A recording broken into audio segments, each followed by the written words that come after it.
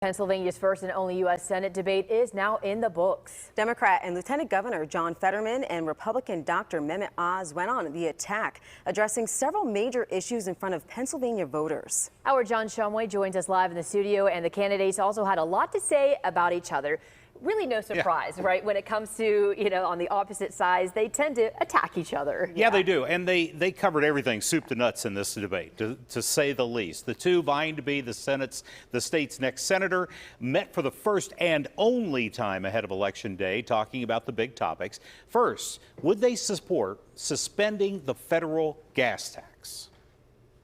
What we have to do is ensure that we don't have increased inflation, and the best way to do that is reduce gas prices. John Fetterman has gone after the energy industry, called it a stain on Pennsylvania, and argued we have to ban fracking. He has never been able to stand up for working families all across Pennsylvania. We must push back. Inflation has hurt Americans and Pennsylvania's families, and it has given the oil companies record profits. Yeah, let's go back to that topic of fracking for a moment. Where exactly do the candidates stand on fracking? And fracking has been demonstrated. It's a very old technology to be safe. It is a lifeline for this Commonwealth to be able to build wealth, similar to what they've been able to achieve in other states. For that reason, I strongly support fracking. I believe that we need independence with energy. I've always supported fracking.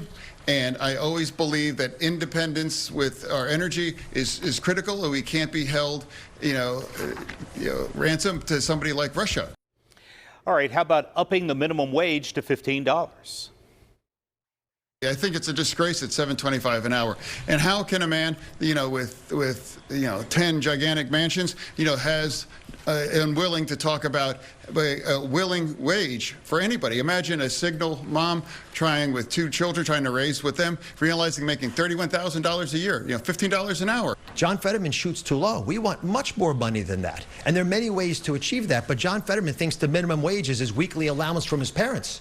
He's not really cognizant of the real challenges of business owners who've got to balance that with employees. Thankfully, we have a solution. If we could unleash the energy beneath our feet here in Pennsylvania, there'd be plenty of money to go around. A topic parents want to hear about: the education of our children and how to bring the cost down. I would push them to offer more electronic classes, drop the cost down by pushing for more value for the money we're spending, and then ensure there's a high-quality education that lets people make a living. I fundamentally believe that every quality public university education should be very affordable in every state. And I think that needs to be a significant investment, to make sure that anyone be able to afford to go to get a 4-degree university degree, say at Penn State or at Pitt or any state schools, to make it much more affordable. And that means requiring a significant investment.